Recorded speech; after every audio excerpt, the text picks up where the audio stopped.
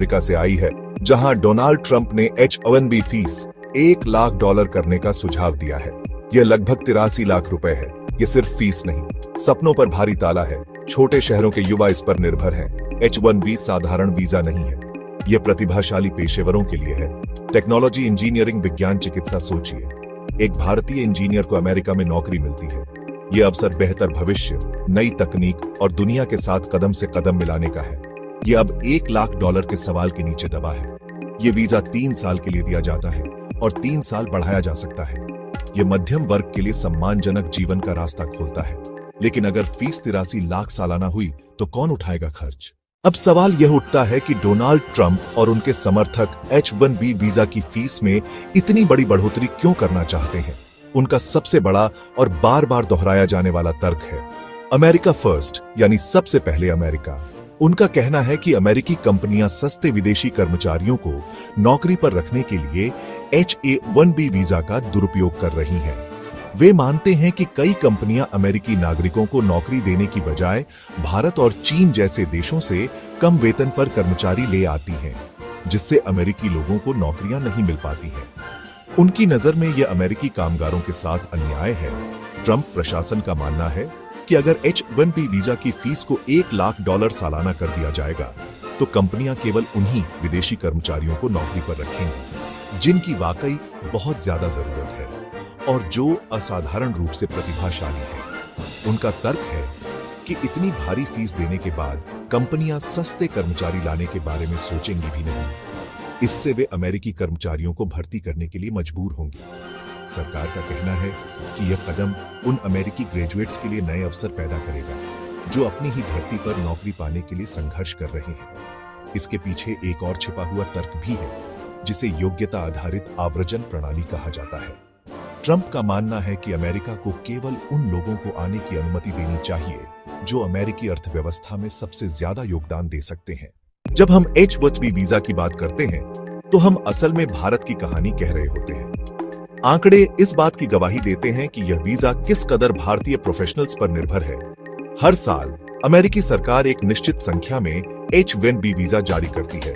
85,000 कुल 65,000 सामान्य श्रेणी, 20,000 मास्टर्स कैटेगरी। लेकिन इन 85,000 वीजा के लिए आवेदन करने वालों की संख्या कई गुना ज्यादा होती है।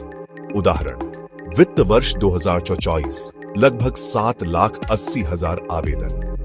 इन आवेदनों में सबसे बड़ा हिस्सा भारतीयों का होता है। हर साल लगभग 70 से 75% वीजा भारतीयों को मिलते हैं, यानी हर 4 में से 3 H-1B धारक भारतीय होते हैं। यह दिखाता है कि अमेरिकी टेक्नोलॉजी उद्योग भारतीय प्रतिभा पर कितना निर्भर है। गूगल, माइक्रोसॉफ्ट, अमेज़न, छोटी स्टार्टअप कंपनियां हर जगह भारतीय इंजीनियर, डेवलपर, वैज्ञानिक अपनी सेवाएं दे रहे हैं। IITs, NITs, अन्य प्रतिष्ठित इंजीनियरिंग कॉलेज से निकलने वाले हजारों छात्र हर साल अमेरिका जाने का सपना देखते हैं। यह वीजा उनके लिए सिर्फ एक दस्तावेज नहीं है, बल्कि उनकी सालों की मेहनत और उनके माता पिता के त्याग का टिकट है। यह IT इकोसिस्टम के पूरे मुद्दे का सवाल है। इस फैसले का सबसे पहला और सबसे विनाशकारी असर भारतीय IT सर्विस कंपनियों पर पड़ेगा। टाटा कंसल्टेंसी सर्विसेज, इन्फोसिस, विप्रो, जिनका बिजनेस मॉडल अमेरिका में कर्मचारियों को भेजकर सेवाएं देने पर आधारित है। अगर हर कर्मचारी के लिए उन्हें सालाना $1 लाख यानी 83 लाख रुपए की फीस देनी पड़ी तो उनका पूरा वित्तीय ढांचा चरमरा जाएगा। यह खर्च उनके मुनाफे को लगभग खत्म कर देगा और उन्हें अपने बिजनेस मॉडल को पूरी तरह बदलने पर मजबूर कर देगा। यह कंपनियों को H-1B के लिए आवेदन कम करने पर मजबूर कर सकता है। इससे उन हजारों भारतीय प्रोफेशनल्स के मौके खत्म हो जाएंगे जो अमेरिका जाने का सपना देखते हैं। बेंगलुरु, हैदराबाद, पुणे में काम करने वाले युवा खुद को एक बंद गली में पाएंगे। भले ही फीस कंपनी दे, इसका बोझ अंततः कर्मचारी पर आएगा। कंपनियां वेतन में कटौती कर सकती हैं या बोनस और अन्य सुविधाएं घटा सकती हैं। एक युवा जो 25-30 लाख सालाना पर जा रहा हो, अगर कंपनी को उसके लिए 88-5 लाख की फीस चुकानी पड़े तो यह समीकरण काम नहीं करेगा। कनाडा, मैक्सिको, पूर्वी यूरोप जैसे दूसरे देशों की ओर रुख कर सकती है। यह सिर्फ नौकरी खोना नहीं, बल्कि एक सपना टूटना है। इस पूरे मामले में 2 अलग अलग आवाजें साफ सुनाई दे रही हैं। एक तरफ अमेरिकी सरकार और इस नीति के समर्थकों का नजरिया है और दूसरी तरफ भारतीय प्रोफेशनल्स और आईटी कंपनियों की गहरी चिंताएं हैं। अमेरिकी सरकार के नजरिए से देखें तो यह एक सीधी और सरल नीति है, जिसका मकसद अमेरिकी कामगारों के हितों की रक्षा करना है। उनका कहना है, हम यह सुनिश्चित करना चाहते हैं कि अमेरिकी कंपनियां पहले अमेरिकी नागरिकों को नौकरी दें। यह फीस कंपनियों को सस्ते विदेशी श्रम का फायदा उठाने से रोकेगी। सरकार का यह भी तर्क है कि इस कदम से H-1B वीजा कार्यक्रम की गुणवत्ता में सुधार होगा। बेंगलुरु में काम करने वाले एक सॉफ्टवेयर इंजीनियर राहुल कहते हैं, मैंने 5 साल तक एक अमेरिकी कंपनी में ऑन साइट मौके का इंतजार किया।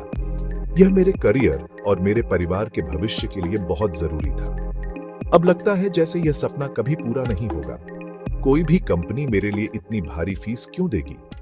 उनकी तरह लाखों युवा हैं जो महसूस करते हैं कि उनके साथ अन्याय हो रहा है।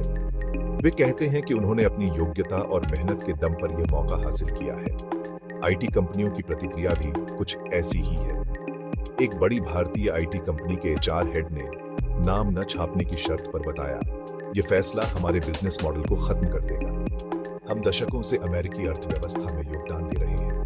यह 2 नजरियों का टकराव है, राष्ट्रवाद, नौकरियों की सुरक्षा, प्रतिभा, वैश्वीकरण, व्यक्तिगत सपने। अंत में यह सवाल सिर्फ वीजा फीस बढ़ाने का नहीं है, बल्कि यह उससे कहीं ज्यादा गहरा और व्यापक है। यह फैसला अमेरिका और भारत के रिश्तों, वैश्विक टेक्नोलॉजी उद्योग के भविष्य और प्रतिभा के वैश्विक प्रवाह की दिशा तय कर सकता है। अगर यह प्रस्ताव लागू होता है तो यह अमेरिका के लिए एक दोधारी तलवार साबित हो सकता है। एक तरफ यह कुछ हद तक अमेरिकी कामगारों के लिए अल्पकालिक अवसर पैदा कर सकता है, लेकिन दूसरी तरफ यह अमेरिका को उस वैश्विक प्रतिभा से काट देगा जिसने सिलिकॉन वैली को नवाचार का केंद्र बनाया है। गूगल के CEO सुंदर पिचाई, माइक्रोसॉफ्ट के CEO सत्या नडेला, भारतीय प्रतिभा ने अमेरिकी टेक्नोलॉजी उद्योग को नई ऊंचाइयों पर पहुंचाया है। इस प्रतिभा के प्रवाह को रोकना अमेरिका के अपने ही पैरों पर कुल्हाड़ी मारने जैसा होगा। भारत के लिए इसके परिणाम और भी गंभीर हो सकते हैं। यह भारत के सबसे सफल उद्योगों में से एक आईटी सेक्टर के लिए एक बड़ा झटका होगा। इससे न केवल विदेशी मुद्रा का नुकसान होगा, बल्कि यह ब्रेन ड्रेन को ब्रेन सर्कुलेशन में बदलने की प्रक्रिया को भी रोक देगा। हो सकता है कि भारतीय प्रतिभा अब अमेरिका की बजाय कनाडा, यूरोप या ऑस्ट्रेलिया जैसे देशों का रुख करे। यह बदलाव टेक्नोलॉजी उद्योग के पूरे वैश्विक ढांचे को बदल सकता है। इसलिए 2025 के इस मोड़ पर खड़ा यह सवाल सिर्फ एक आर्थिक या राजनीतिक सवाल नहीं है, यह एक दार्शनिक सवाल भी है। H-1B वीजा पर लिया जाने वाला यह फैसला इस सवाल का जवाब देने में एक महत्वपूर्ण भूमिका निभाएगा। नमस्ते।